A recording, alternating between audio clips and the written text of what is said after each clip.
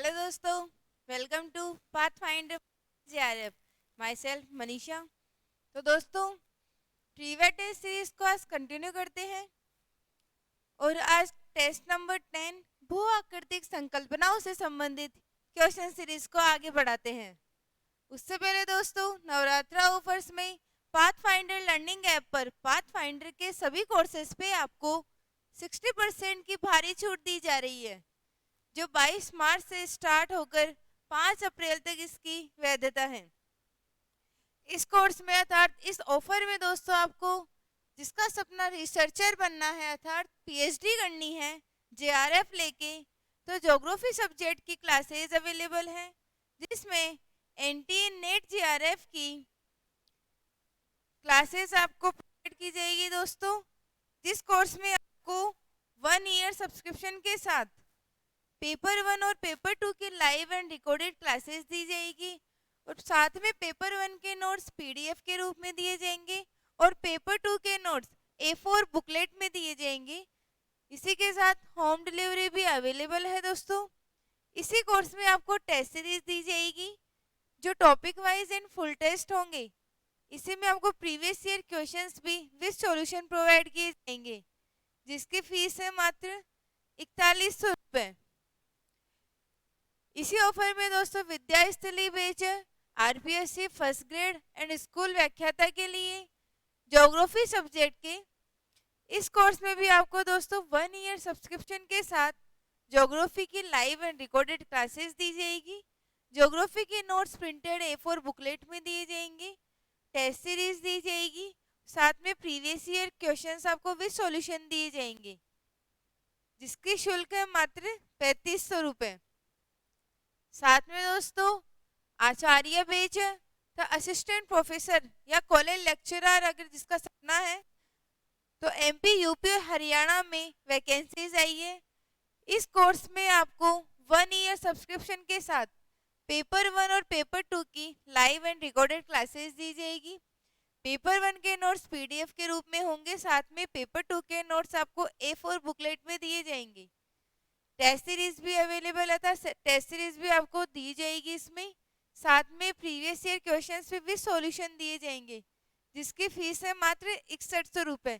इसी के साथ दोस्तों, आचार्य बैच असिस्टेंट प्रोफेसर राजस्थान में जो वैकेंसी आई है, इस कोर्स में आपको 1 ईयर सब्सक्रिप्शन के साथ पेपर 1 और पेपर 2 की लाइव एंड रिकॉर्डेड क्लासेस दी जाएगी।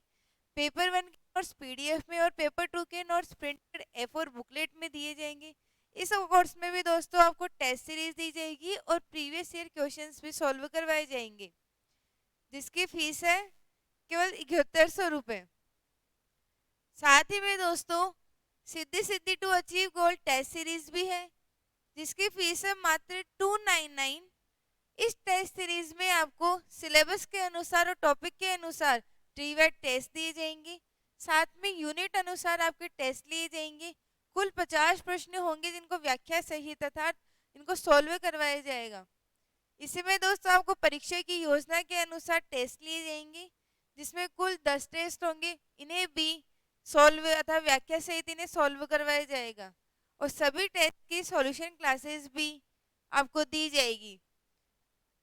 तो डाउनलोड कीजिए दोस्तों पाथ फाइंडर लर्निंग ऐप, और यूट्यूब चैनल को सब्सक्राइब करना ना भूलें, path finder for net JRF. चलिए दोस्तों, आकृतिक संकल्पनाओं से संबंधित क्वेश्चंस देखते हैं, जिसका फर्स्ट क्वेश्चन है, वर्तमान भूत की कुंजी है, यह कथन किसका है? वर्तमान भूत की कुंजी है, यह कथन किसका है दोस्तों? प्रेजेंट इज की टू द पास्ट। बताइए दोस्तों इसका सही आंसर।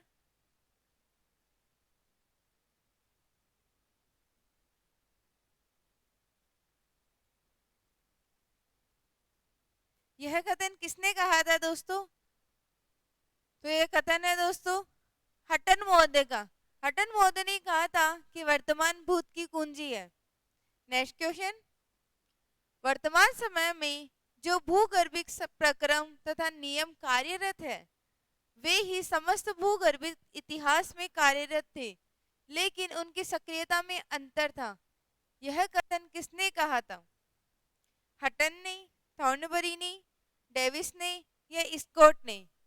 किसने कहा था यह कथन? तो जल्दी से आंसर बताइए दोस्तों कमेंट बॉक्स में। तो इसका सही आंसर है दोस्तों थॉर्नबरी ने। यह कथन थॉर्नबरी महोदय ने कहा था। नेक्स्ट क्वेश्चन, मॉडर्न जियोलॉजी की आधारभूत संकल्पना माना जाता है एकरूपतावाद, भौगोलिक चक्र, ढाल का सिद्धांत या अपरदन चक्र। मॉडर्न जियोलॉजी की आधारभूत संकल्पना किसको माना जाता है? तो बताइए दोस्तों इसका सही आंसर। फैक्ट क्वेश्चन है ज्यादा दोस्तों ये। तो मॉडर्न जियोलॉजी की आधारभूत संकल्पना एक रूपतावाद को माना जाता है, यूनिफॉर्मिटिज्म, जिसको जिसके प्रतिपादक कौन है दोस्तों? कमेंट बॉक्स में बताइए दोस्तों। आगे इसका क्वेश्चंस भी है, हम उसमें सॉल्व करेंगे। तो इसका सही आंसर है एक रूपतावाद। नेक्स्ट क्वेश्चन, एक रूपतावाद का प्रतिपादन किसने किया था? एक रूपतावाद का प्रतिपादन किसने किया था? हटन ने, थॉर्नबरी ने, डेविस ने या स्कॉट ने? किसने एक रूपतावाद का प्रतिपादन किया था? तो दोस्तों हटन महोदय ने ही एक रूपतावाद का प्रतिपादन किया था। नेक्स्ट क्वेश्चन, न तो प्रारंभ का कोई लक्षण है, न ही अंत की कोई आशा है। यह कथन किसने प्रस्तुत किया था? हटन ने, थॉर्नबरी ने, डेविस ने या स्कॉट ने? किसने ये कहा था कि न तो कोई प्रारंभ का लक्षण है और न ही अंत की आशा है? तो यह कथन दोस्तों हटन महोदय ने ही कहा था। इसका सही आंसर है हटन महोदय। नेक्स्ट क्वेश्चन, किसने बताया कि भूगर्भिक प्रक्रम भूगर्भिक इतिहास के लिए प्रत्येक काल में समान रूप से सक्रिय हैं? समान रूप से सक्रिय थे। हटन, थॉर्नबरी, डेविस या स्कॉट? किसने बताया दोस्तों? जल्दी से दोस्तों इसका आंसर।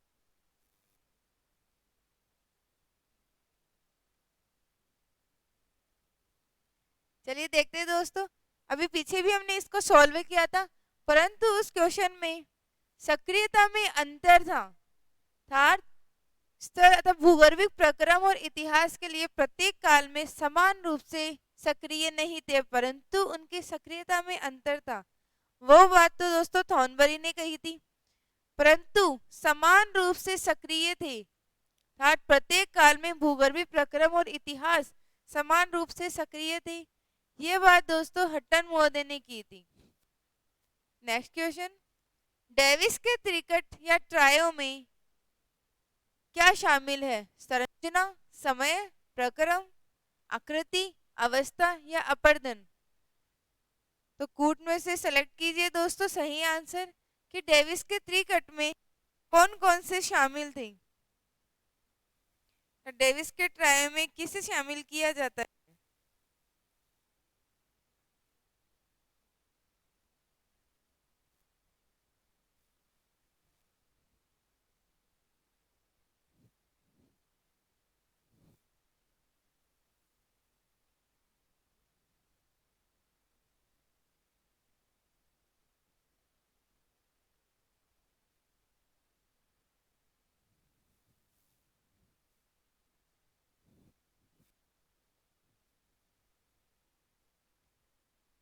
सॉरी दोस्तों, चलिए देखते हैं दोस्तों।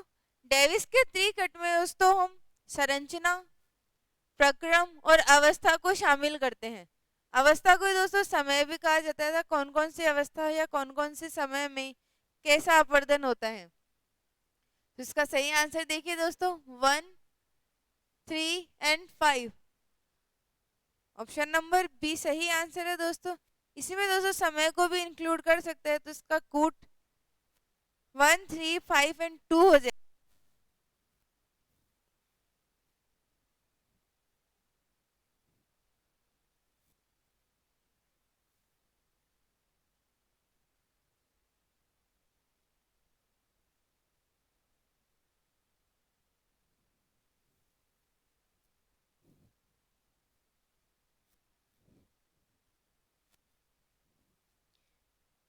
चलिए आगे देखते हैं। तो सही आंसर है option number B. Next question, स्थल रूपों के विकास में सरलता की अपेक्षा जटिलताएं अधिक होती हैं। यह कथन किसका है? हटन का, थॉर्नबरी का, डेविस का या स्कॉट का? स्थल रूपों के विकास में सरलता की अपेक्षा जटिलता अधिक होती है, अर्थात उनमें सरलता कम होती है परंतु जटिलताएं अधिक होती हैं। तो यह कथन किसने कहा था दोस्तों? सही आंसर बताइए दोस्तों। तो इसका सही आंसर है ऑप्शन नंबर बी। थॉर्नबरी ने कहा था कि स्थल रूपों के विकास में सरलता की अपेक्षा जटिलताएं अधिक होती हैं। नेक्स्ट क्वेश्चन, निक पॉइंट प्रपात उदाहरण है बहुचक्रीय स्थल रूप का, पुनर्जीवित स्थल रूप का, नवोन्मेषित स्थल रूप का या मिश्रित स्थल रूप का? निक पॉइंट जलप्रपात या निक पॉइंट प्रपात किसका एक उदाहरण है? बताइए दोस्तों इसका आंसर। तो देखते हैं, चलिए दोस्तों। निक पॉइंट प्रपात नवोन्मेष स्थल रूप का एक उदाहरण है। नवोन्मेष से तात्पर्य दोस्तों नदी का पुनः अपनी युवावस्था में लौटना नवोन्मेष कहलाता है। अर्थात नदी पुनः अपनी युवावस्था में जब लौट जाती है तो उसका पुनः नवोन्मेष हो जाता है। इसी का उदाहरण है दोस्तों निक पॉइंट प्रपात। नेक्स्ट क्वेश्चन, डेविस ने अपना भौगोलिक चक्र मॉडल दिया था, अर्थात डेविस ने अपना भौगोलिक चक्र मॉडल कब दिया था? 1890, 1899, 1929 या 1919? कब डेविस ने अपना भौगोलिक चक्र दिया था? तो बताइए दोस्तों आंसर। चलिए देखते हैं दोस्तों। डेविस महोदय ने अपना भौगोलिक चक्र मॉडल 1899 में प्रस्तुत किया था। नेक्स्ट क्वेश्चन, स्थल रूप संरचना प्रक्रम समय का प्रतिफल होता है। यह कथन किसने दिया था? स्थल रूप संरचना प्रक्रम तथा समय का प्रतिफल होता है। तो जल्दी से बताइए दोस्तों इसका आंसर कि यह कथन किसने कहा था? डेविस ने, पेंक ने, थॉर्नबरी ने या हटन ने? किसने स्थल रूप संरचना प्रक्रम और अवस्था या समय का प्रतिफल होता है? तो ये दोस्तों डेविस के ट्रायो में इन्हें शामिल किया जाता है, संरचना प्रक्रम और समय या अवस्था को। इसका सही आंसर है option number A. Next question, स्थल रूप उत्थान की दर तथा अपरदन एवं पदार्थों के विस्थापन की दर के बीच के अनुपात का प्रतिफल होता है। यह कथन किसने कहा था? डेविस ने, पेंक ने, थॉर्नबरी ने या हटन ने? थर्ड, स्थल रूप उत्थान की दर और अपरदन के पदार्थों के विस्थापन की दर के बीच का अनुपात का प्रतिफल होता है। यह कथन दोस्तों पेंक महोदय ने कहा था। थर्ड, स्थल रूप उत्थान की दर और अपरदन एवं पदार्थों के विस्थापन की दर के बीच का अनुपात होता है। नेक्स्ट क्वेश्चन, पेंक का मॉडल उनके मरणोपरांत जर्मन भाषा में डी मॉर्फोलॉजिस एनालिसी में कब प्रकाशित हुआ था? जर्मन भाषा में लिखा था दोस्तों, तो यह कब प्रकाशित हुआ था? तो बताइए दोस्तों सही आंसर।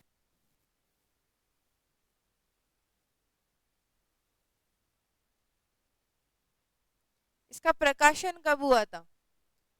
तो चलिए देखते हैं दोस्तों। इसका प्रकाशन हुआ था 1924 में।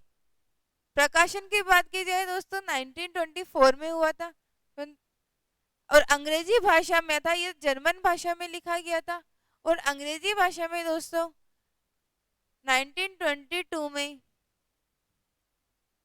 लिखा गया था। नेक्स्ट क्वेश्चन, उत्थान से पूर्व के स्थल रूप आकृति विहीन समतल प्राय मैदान या धरातलीय भाग को पेंक ने क्या नाम दिया था? इंट्वीबक्लुंग, प्राइमारम्प, होल्डेनहेग या इंड्रम्प? पेंक ने समतल प्राय मैदान को क्या नाम दिया था?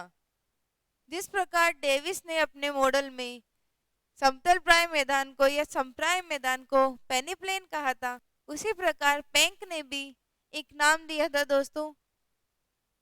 तो बताइए दोस्तों, तो डेविस ने पेंक ने क्या कहा था? तो चलिए देखते हैं दोस्तों। पेंक ने आकृति विहीन समतल प्राय मैदान या धरातलीय भाग को इंड्रम कहा था।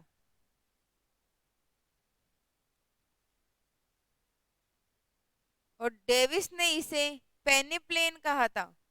इसी के साथ दोस्तों, जो समतल प्राय मैदान या समतल मैदान के अंत में अवशिष्ट पहाड़ियां शेष रह जाती है, उनको डेविस ने मोनेडनॉक कहा था। और इन्हीं अवशिष्ट पहाड़ियों को पेंक ने इंसेल्कबर्ग कहा था। का सही आंसर है ऑप्शन नंबर डी, इंड्रम।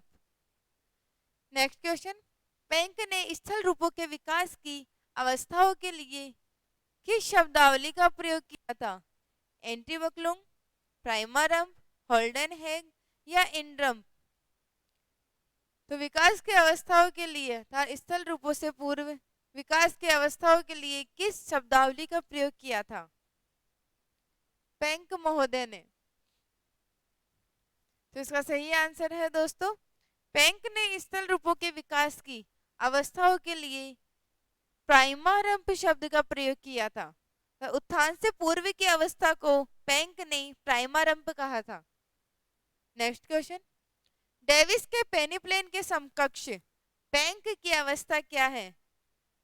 डेविस के पेनीप्लेन का समप्राय मैदान के समकक्ष पेंक की अवधारणा अभी दोस्तों सॉल्व किया था हमने। पेंक ने इसे इंड्रम्प कहा था।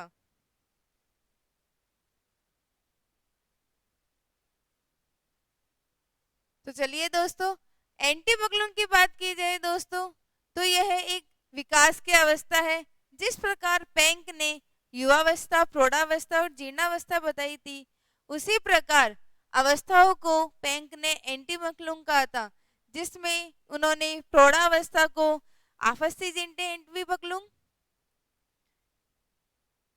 आफस्तीजिंडे,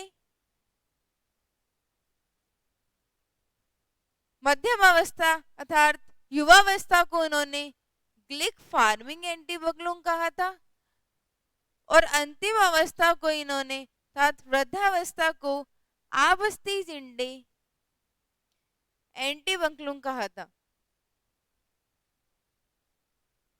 इन्हीं अवस्थाओं को डेविस ने प्रौढ़ावस्था, युवावस्था और वृद्धावस्था के रूप में दिया था नाम। होल्डेनहेग क्या होता है दोस्तों? होल्डेनहेग होता है घाटी का एक निचला भाग अर्थात अवतल ढाल वाला क्षेत्र। घाटी का अवतल ढाल या मंद ढाल का क्षेत्र, उसे होल्डेनहेग कहा जाता है। प्राइमरम्प दोस्तों विकास से अथवा उत्थान से पूर्व की अवस्था को प्राइमरम्प कहा था, और संप्राय या समतल मैदान को इंड्रम कहा था पेंक महोदय ने। तो चलिए दोस्तों, भौगोलिक या भू आकृति संकल्पनाओं से संबंधित क्वेश्चंस कंप्लीट होते हैं। मिलते हैं नेक्स्ट क्वेश्चंस के साथ नेक्स्ट सीरीज में। तब तक इसी तरह अपनी तैयारी में लगे रहिए दोस्तों।